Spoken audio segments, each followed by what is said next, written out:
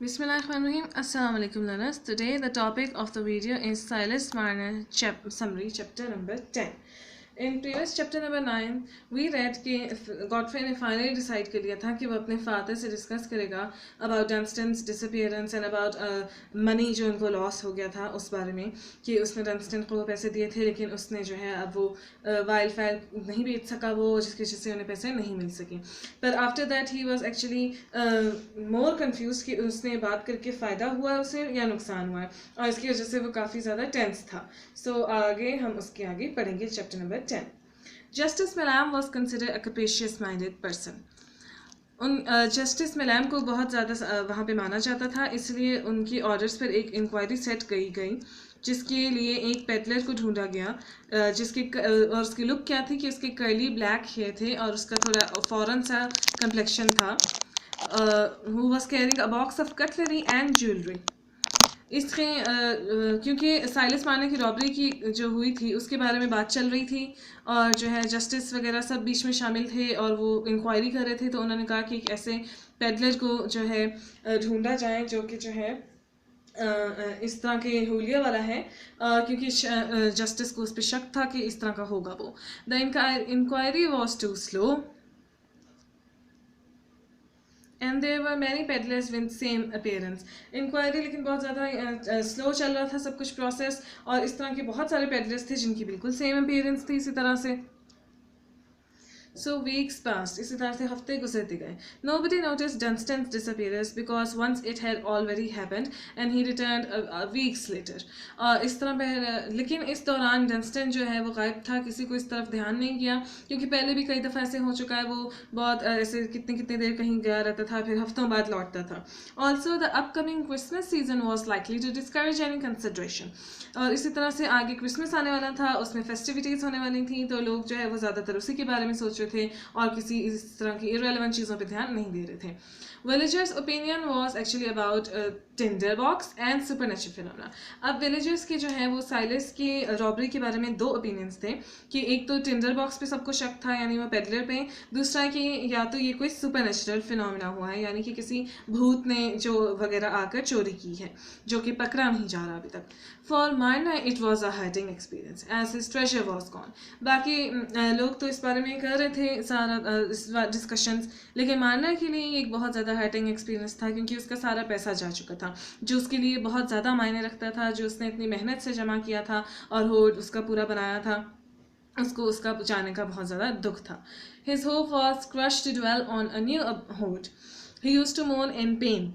अब उस बेचारे को जो है अपना नया शुरू से शुरुआत करनी थी सारा पैसा जमा करना था जिसकी वजह से बेचारा डिस्करेज बहुत था काफ़ी क्योंकि उसका पहले काफ़ी पैसा जो है वो चोरी हो चुका है और वो बेचारा दुख में बस बैठा रहता था और तकलीफ में and loneliness.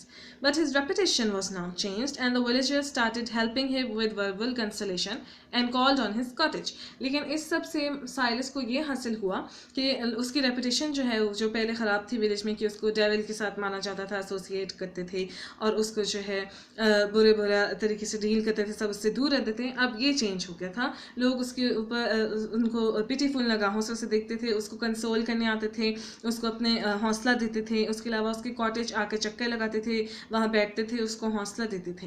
But the kindness was of clumsy sort. अब लोग जो है वो हौसला तो देते थे उससे अच्छा बिहेव तो करते थे पर थोड़ा अजीब तरीके से कि उल्टा उस बेचारे को और ज़्यादा हर्टफुल हो जाता था. जैसे कि मिस्टर मेसी जो है ask him not to be sad as it was better to lose money earned by foul means and forced him to come to church on Sunday.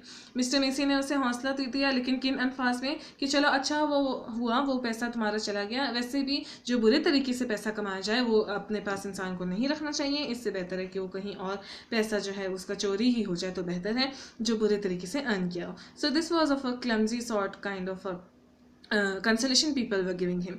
और फिर उसको ये भी फोर्स किया कि तुम संडे के संडे चर्च ज़रूर आया करो ताकि तुम्हारा रिलीजन जो है स्ट्रॉन्ग हो सके तुम्हारा फेथ इन रिलीजन स्ट्रॉन्ग हो तुम अच्छाई की तरफ ज़्यादा आ सको.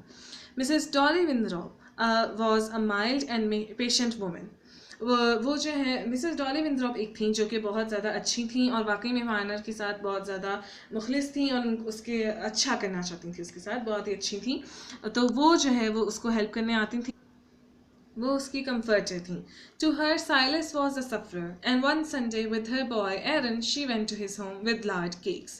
उनकी नज़र में जो है साइलस एक सफ़र था जिसके साथ बहुत बुरा हुआ, और इसीलिए एक दिन वो अपने बेटे एरन को लेकर उसके लार्ड केक्स बनाकर स्पेशली साइलस के लिए एरन के साथ अपने बेटे के साथ उसके घर गई.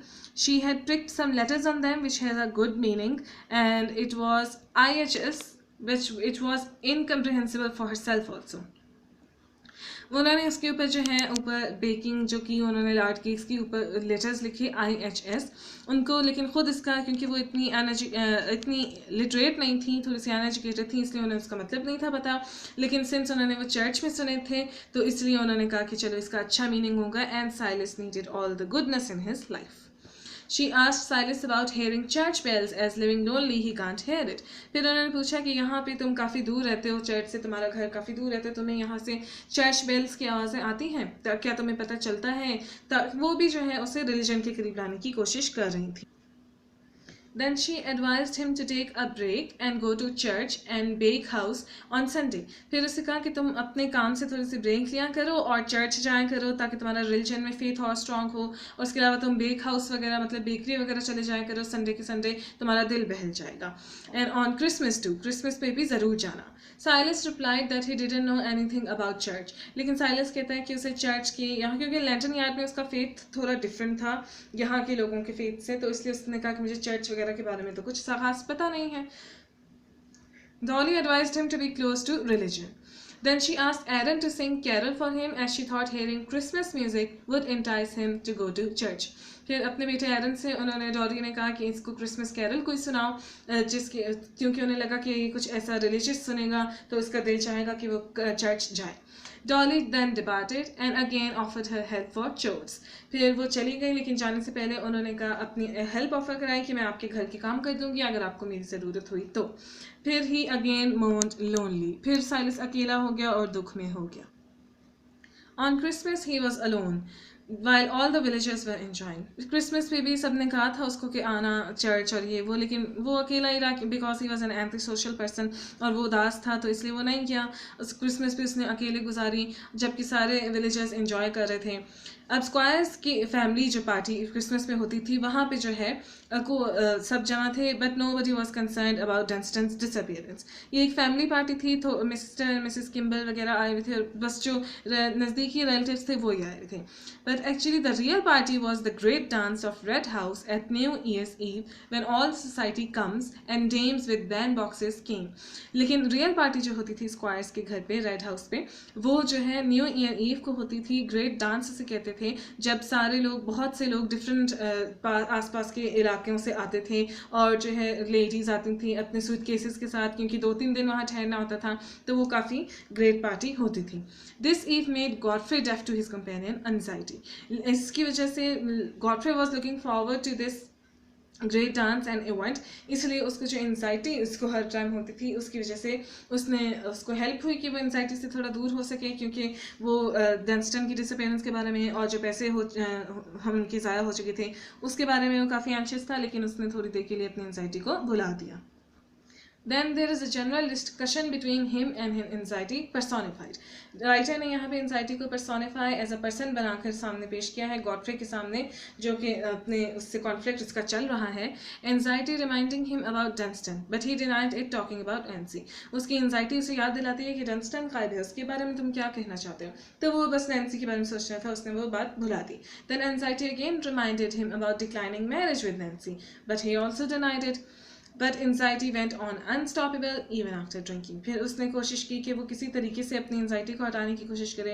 उसने ड्रिंक की या कुछ भी किया, लेकिन अगेन एंजाइटी वॉज डोमिनेंट और जो है कि एक ऐसा साथ जुड़ी हुई थी गॉडफ्रे की जिसको वो कभी भी हटा नहीं सकता था. So this was the summary of the chapter number 10. Hope you like my video, share it and subscribe my channel, और इसी तरह में सारी समरीज के साथ बने रहिए और देखते रहिए.